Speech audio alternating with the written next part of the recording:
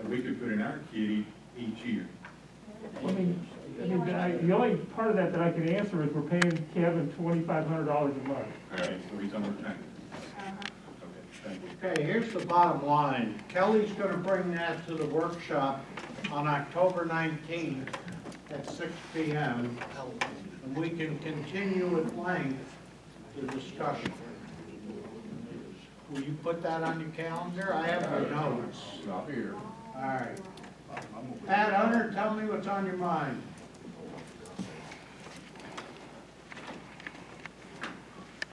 I'll try to be brief. My name is Pat Hunter, and I have two concerns that are on your agenda. One has to do with Commissioner Van Shaver, the removing of the workhouse designation of the Loudon County Jail. And I hope the commission votes to do this because we do not have a workhouse. And the only thing that I can see in having this, well, it's not designated, but as such, the only thing that I can see is that it artificially raises the salaries of the sheriff, which then the county mayor's salary has to be higher than that. So that's the only thing. And it's nothing personal. This has been going on for years, but it's incorrect. And by commission actually addressing this issue and putting it to rest, perhaps when we have a new sheriff, we're going to start off with a new slate. So I think the state is very generous when they set the salaries of all our elected officials. So to give more than that is, in my opinion, too generous. I too have concerns with regards to the proposed extension. First of all, I'm very disappointed that the Solid Waste Commission did not post the September 29th stakeholder governmental meeting and supporting documents, the packets to the Loudon County government website. I think that whenever a meeting is held by any committee, commission, that the information should be out there, because not only are the stakeholders, the governmental bodies stakeholders, but so is the community. And I think I was the only person from the community that came. And the only reason I knew about it was because I had missed the previous meeting, but I had asked Mr. Anklin to record it, and I watched it. I don't get the News Herald, so I would not have known. Like I said, that's disappointing. We have people living next to the landfill, and really, I think that they should receive a written notice from the Solid Waste Commission apprising them of the proposed contract and any future public meetings, including a public hearing with the public, of all the property owners in close proximity. There's a gated community, Tennessee National. They're in the top 10 tax base of Loudon. How will the proposed contract expansion impact future growth and development there? Does anyone care? I hope so. I care. I think there's some frustration that nothing can be done because of this interlocal agreement, but I'm going to disagree. And I hope that this commission and the county mayor and the county attorney get involved in this issue, because the interlocal agreement that created the Solid Waste Commission, which says the establishment of the commission, it defines 5 county appointees, 1 city of Loudon and 1 city of Lenore City. It also specifies that the purpose and authority of the commission, that's the Solid Waste Commission, shall have the power, authority, and responsibility for, number 2, the raising or lowering of tip fees or other charges that might be assessed for the use of the landfill. This is the authority of the Solid Waste Commission. But under the 2007 contract that was crafted by Mr. Field, he was the chief negotiator. We have one other member that's still there on the commission, Mr. Watkins. That was transferred to Santec under the provision of 10.3. They are now in charge of raising or lowering the tipping fees. And that's not right. The interlocal agreement says it's the Solid Waste Commission. And if they wanted to deviate from this, they should have come to the 3 governmental bodies and requested a change in the interlocal agreement. They did not do that. They simply bypassed the governmental bodies and did it on their own. The other provision that they are violating under item number 7, annual budget. I've been going to meetings for years. I've never seen an annual budget. Number 7, annual budget. The operator, that's Santec, shall prepare a proposed annual budget for presentation to and approval of the Solid Waste Disposal Commission. The budget for the preceding year shall be a continuing document into the subsequent fiscal year until a new budget is adopted. We've never seen a budget. Each year, the budget committee meets to go over every single budget. Would they consider that proprietary information and not available to the public? I would hope not, but, you know, if we can't get packets, maybe it is. Well, you see that, One other I thing. heard you, Van, but it bothers me when we appoint people to look after the interests of the folks in Loudon County, and they get it backwards. You know, it's not our responsibility to make sure that Santec makes money off of us or makes money off selling their company. You know, I mean, it's backwards. And to me, some of this going on, it seems like the folks in Loudon County got put on the back burner while we were walking on eggshells to make sure nobody knew what was going on so that top dollar could be made. But, you know, it bothers me. I'm glad you brought that up. Now I feel better, man. Okay, that'll be a subject of conversation on the 19th at the workshop. Well, I hope that the county commission would ask the county attorney to look at the interlocal agreement because it is being violated. And, you know, it doesn't hurt to look at that and see what can be done. The other concern that I have is the request for proposal. Back in 2003, 2004, 2000, through 2007, the attorney back then, Bud Gilbert, same law firm, advised the Solid Waste Commission to adhere to the RFP process and follow the 1957 purchasing law. Every department in local government has to follow the purchasing law. Lenore City has to do it, not the 57, but they have to go by their appropriate purchasing law, so does Loudon City. Why is the Solid Waste Commission now, another attorney with the same firm, is advising that it wasn't necessary? Now, it's going to result in millions of dollars in revenue. How do we know that we couldn't do better with another company? Look at Knoxville. They just did a great deal with their competitor.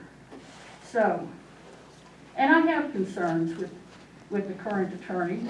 He's the same You're talking attorney. about taking bids. Taking bids, right, Taking request for bids. proposal. And I think that we addressed that too, that we're extending the contract.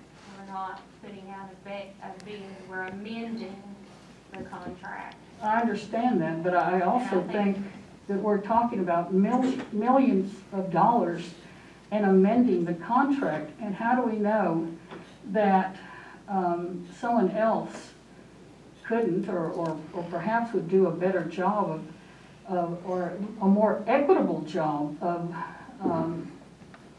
giving the Solid Waste Commission, which is us, But I more don't think money? we're in violation because we're amending the contract and we're not putting out bids.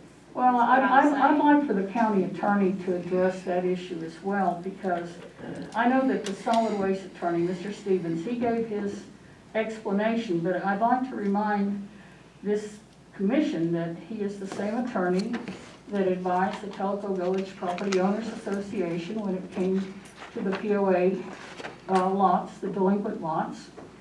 He had to recuse himself because of a conflict of interest, but they lost that lawsuit because he wasn't right. The other thing is, he also advised 3 commissioners, or the Telco Village group, that they could meet with at least 3 commissioners and discuss issues and concerns, and it wouldn't violate the Sunshine Law. Your county attorney said otherwise.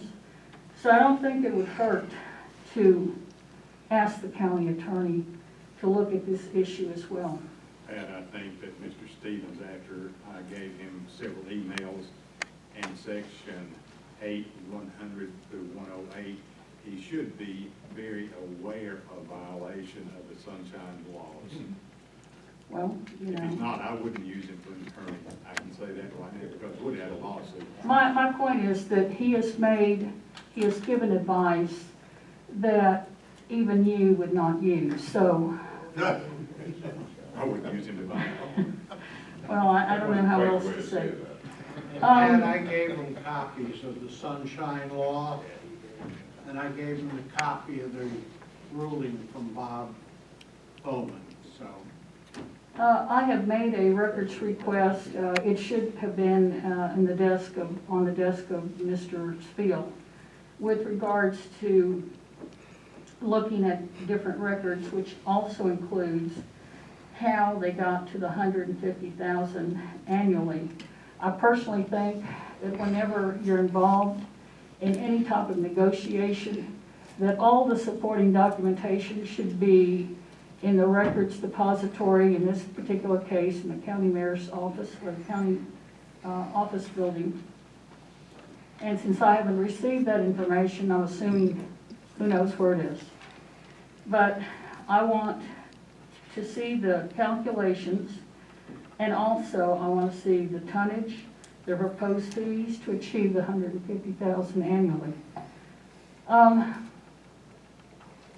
All I can think of is that in 2007, when the Solid Waste Commission was about to award the contract to Santec, they wrote a letter, and I'll be glad to send it to everybody. And in their letter, they spoke about, you know, on the average, they were going to give the Solid Waste Commission $450,000. I asked why that didn't come to fruition, and I was told that it was not written into the contract. If you multiply 450,000 times 20 years, we'd have $9 million.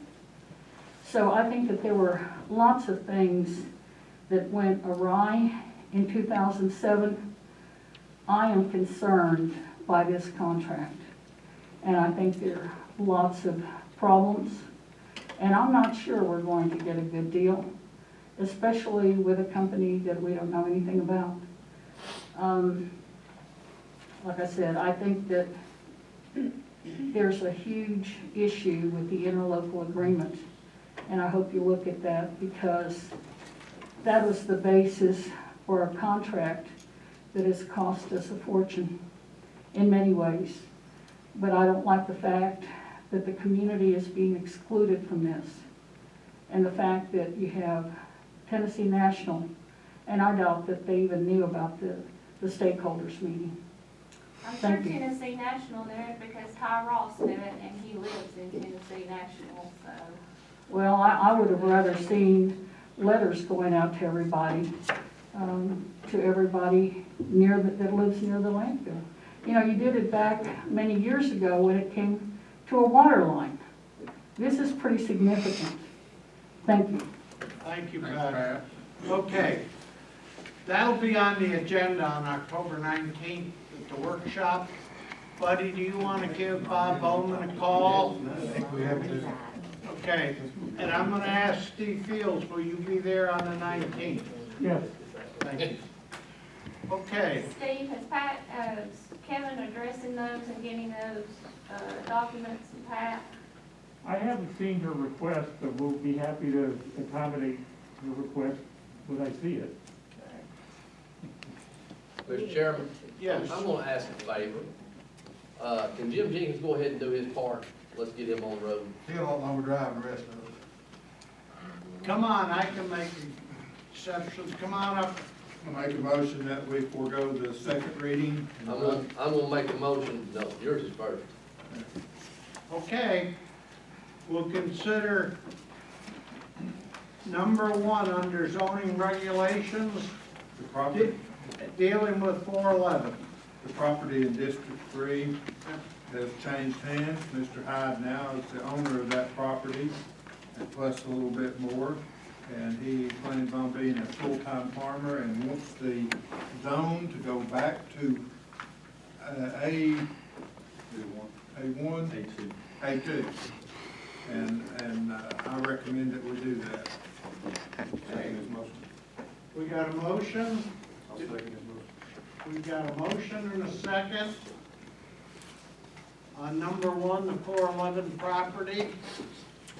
Any further comments? Call the roll on that one, Tammy. Miller, Aye. Early. Aye. Hinkle. Satterfield. Aye. Whitfield. Aye. Owen. Aye. Duff. Aye. Shaver. Aye. Waller. Brewster. Aye. You should have 6. Got eight. Hey. Okay, that motion passes. Mr. Chairman, I'm gonna make a motion we approve the acceptance of the roads in Stone Crossing subdivision as listed on the recommendation. The road superintendent's approved them, and Jim Jenkins brought them to us. I'll make a motion we approve them. We have a second.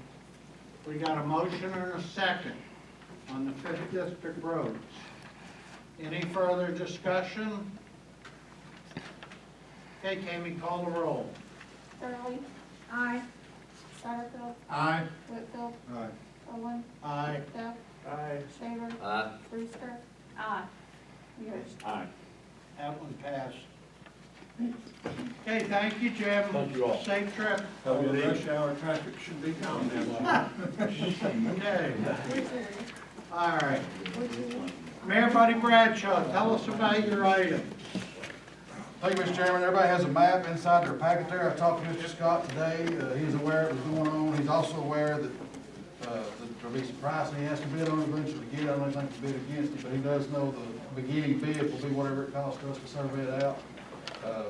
You can see on the map, I mean, there's not a whole lot the county can do with it. He's shown interest in improving that piece of property.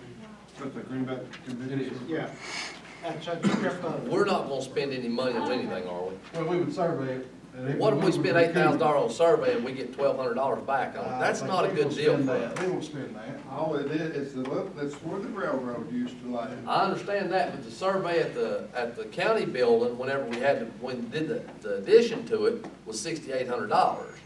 And it was 4 points and been surveyed 6 months, a year and a half before that. A survey of that piece of property will be several $1,000s. I'll be able to get some prices and bring it back. Well, I don't want to, I mean, if he wants, I'm all for it, I'm all for Well, it. and he understands that he has to pay whatever our survey costs. Well, that'd have to be the minimum bid then. Well, what about if contingent, get a price, me and Susan get a price, and I tell him that's what it is, and he says go after. Well, but it's gotta go to bid, it's gotta declare surplus, it'll have to go to bid. When it goes to bid, we can set a minimum price, right, Susan? So the minimum price would have to be at least whatever we would wind up spending on it if we spend any Yeah, money on it. Yeah, that's clear from the get-go. Yeah, You'll pay whatever the survey cost is, that's the minimum bid. But now other people can bid. Oh, yeah. He knows Okay, that. Yeah, okay. he's aware. No guarantee. Do you need us to declare it surplus for anything tonight? I just want, bless with this commission, to go ahead and do a survey. That'll start us. Somebody will want those 15 old pine trees that Okay. I'll entertain a Yeah, right. motion if you want No. to do the survey on the Greenback Convenience Center property. And send it on to the surplus property And commission. send it on the surplus property. Authority. To spend it or to get a cost? What are we saying here? To do Survey the, it, To spend the money on a survey? right, yes, send it to surplus property authority, with the minimum bid being what we have into the survey itself. If you were to get, not a bid, but if you were to get somebody to tell you the price on a survey and it was really, really way off the bat, Oh, yeah. you would probably say, hang Yeah, on, we're back whoa, up. whoa, whoa. Yeah. Okay. Yeah. So you're gonna get a quote? I can send it out before we go forward. I was just asking if that's your intention or not your intention. I'd get a quote and then ask Donnie if that's, Yeah. you know. I've not done a survey in 20 years. Now, the only They're reason not we're doing cheap. this is Yeah. to sell it, I mean, to get rid of it, to move it. It's a good square piece, easily marked too, so hopefully it won't be that bad. I'll tell you what, I'll send it out when I do get it before we move forward. Once we get a quote, I'll make sure if there's any objections. okay. I make a motion. And while we're talking about the Greenback Convenience Center, for the next workshop, discussion on out-of-county residents bringing in solid For or waste. against it? Probably against, Bring in what? bringing in out-of-county waste to the Oh, yeah. Greenback Convenience Center. I just know that we have to pay, you know, every pound we take to the dump, Do you the think county has to pay. You think it's that bad over there? Well, we'll discuss it. Have it on the workshop agenda. I think so, and like I said, maybe some of it not intentionally, but like I said, Greenback encompasses a lot of people that in Blount and Monroe County that live in the Greenback community, and they, you know, take advantage. Have you of talked to Greenback. Chris? Huh? Have you talked to Chris Park? I have a little bit, I plan on talking to him and asking him if he'll come, or Donnie, or Ronnie rather, to the workshop, and, cause I've talked to both of them about it before. I just know I was a good way up Morganton Road the other day, and somebody was heading our way with a dump truck, a pickup truck and a trailer full of old carpet and stuff, heading to Greenback Community, to our convenience center there, so yeah, you know, if it didn't cost us anything, it'd be different, but every pound that we take to the landfill, the county has to pay. Lando landfill people? I think We're we're much better growth on our recycling. Commissioner Satterfield, we just added that to the agenda. for Good the deal, workshop. good deal, thank you. Okay, So we're not doing a motion on this, okay? Well, We got a- Gary did a motion. That's what I thought. you gonna withdraw it? Gary Whitfield. Do what? What do you want? I was gonna say, are we not gonna move forward on you getting the quote for the? No, Yeah, this he's is, gonna this send is it to you. If somebody can bring back a second, we can be done with this. Oh, I thought you all had done, I will second that, yes. Okay, survey it, as long as Mr. Scott passes it, then we'll move on and send it on to surplus property authority. Fair enough. If it's something outrageous number, I'll let everybody know. If AAA survey company says, I'm gonna charge you $500, and he said, good, then we're go. okay, we got a motion and a second. Any further discussion? Since this is gonna involve money, call the roll. Get Simpson to survey, she's Ether, an engineer. Satterfield, Aye. Whitfield, Aye. Cohen, Aye. Doug, Aye. It is. Shaver, Aye. Brewster, Aye. Mears, Aye. Hurley. Aye. Okay, Item number two is- Isn't Mr. Simpson an engineer? He could survey it for us, couldn't he? That's different from the surveyor. Hey, we can draw it up. We can get it passed through, that'd be the cheapest way to road. We Cheapest could route put to that go. pay raise. The jail, as you all know, our jail comes out onto, right out of school, I guess, still. It is. Right there, it's tricky, especially if you're trying to go left or north onto, Highway 11, the people that lived in property adjacent to the jail have come off it. It was originally $30,000 they wanted, is that right? 27,000, you almost 30. So, and they've come down to 10 now. It's probably still a touch high as far as property values go. But they've also lost their view. They had a beautiful view, now they've got a view of a razor fence. It also includes the removal. We also have to agree to remove a tree. If you go by there on 11, you can see that tree is as dead as a doornail. If we don't move it, we're gonna do thousands of dollars worth of that fence anyway. But for $10,000 is their request, along with the tree removal, that will allow us to turn it into a 90-degree. Am I right with that, Eddie? Turn it into a 90-degree exit instead of. Yes, we would have a legal turn then, coming off Browder School Road onto Highway 11. Are you gonna be able to do that? Is the highway department be able to do that? Or Yeah, I've committed to do that. I'll work with the state. We'll get everything done at cost.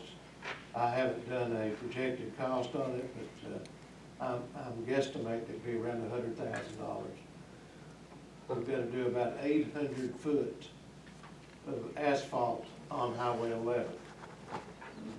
Plus striping and all that. They're gonna require turn lane, state gonna require turn lane. They'll require turn lane going toward Little City, yes. it costs more to get into jail now than it used to.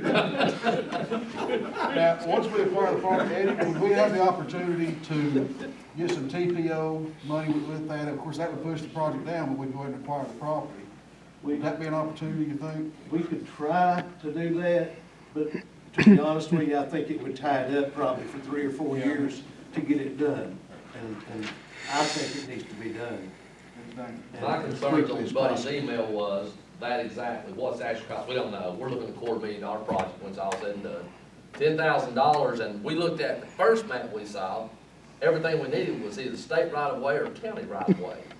So we're essentially paying $10,000 for right of way, plus we're going to take care of somebody's firewood for the next 2 or 3 seasons, sounds like.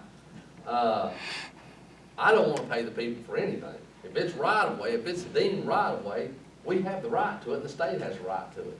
But now, I gave you all the map, or I gave Buddy one. There's one wedge there, it is not right of way that we've got to cross. And that wedge of theirs is about 1/10 of an acre that we've got to cross.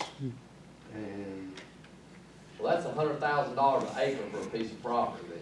I'm sorry. It's, yeah, paying us up. I can't get, and where are we gonna get the 100, 150, whatever it costs to actually build the road? Where's that coming Well, from? that's a good question. Yeah, it's a good question, real good question. No, until we acquire the property, I mean, that's to be answered after now, and like I said, it's 1/10 of an acre, to acquire it, in effect, Router School Road's gonna be, I don't know how much shorter than it will. probably It'll actually 300 end foot almost short, at the corner of the property right there. but it'll turn Browder School to the left to go on to at a 90-degree angle, so. And that's what the state's gonna require. I have a drawing here, but I don't have any copies. But I do have a drawing of the state's approved, turn lanes and everything in that vicinity right there. And depending on the rush we're in, once we acquire the property, we can apply for TPO funding and see if it comes through, but that's gonna also be 2, 3 years down the road. And what's precipitated this, we knew that intersection was there when we built the jail. It's been there for 200 years. Why now all of a sudden we need to spend this kind of money to straighten out a 2-foot piece of road?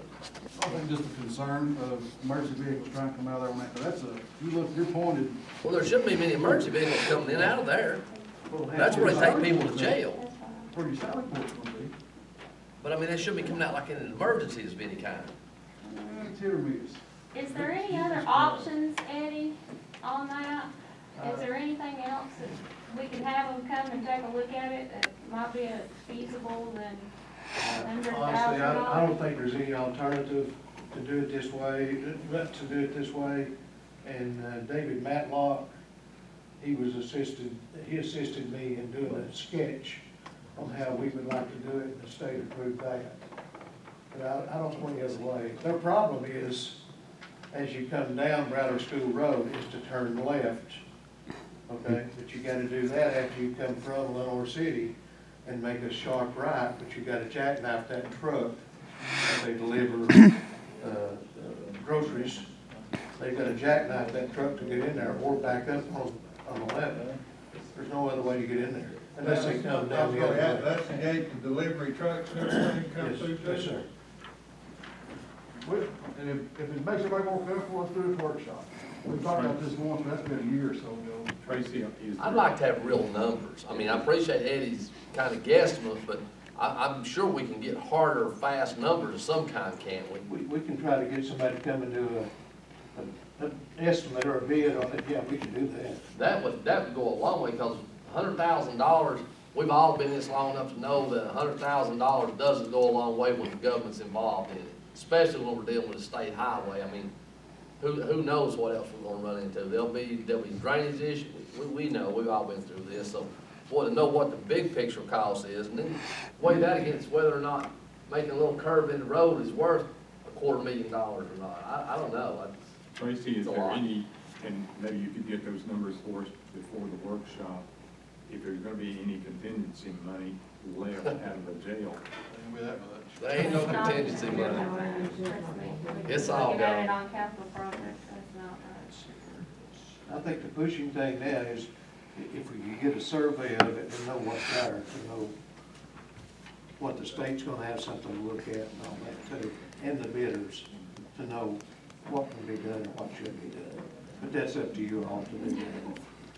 Mr. Mayor, did I understand you want to take this to the workshop I now? believe that makes everybody a bit more. Get us more comfortable. details, get us some hard fact numbers of some kind between now and then. I mean, we're already setting for a long workshop, so we might as well make it a little longer, but, They bring their own people. bring their yeah, own- we've guessed things too many times, this body has over the years, and we've guessed wrong a lot.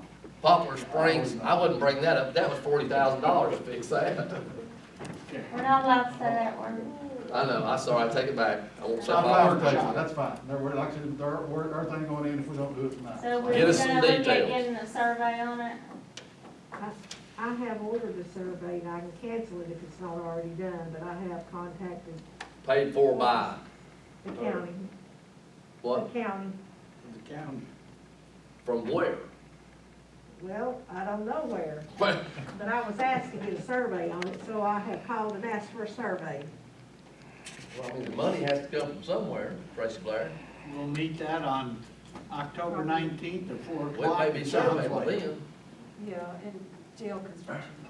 so it's gonna be paid Well, out if of you're jail wanting hard construction. numbers, you're gonna need a survey. We're gonna have a survey. I mean, we can meet at the workshop, but without a survey, we're still talking in the dark. Yeah, because you're gonna need it for hard You numbers know, anyway. you could look at condemning, I'm not a big fan of condemning property.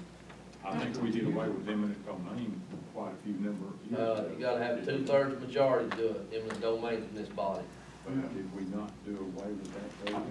Only with a 2/3 majority and only for government use. This would fall under it. That was back in the day when they were condemning private property, giving private developers and stuff, so yes, we were there for that. Yeah. Supreme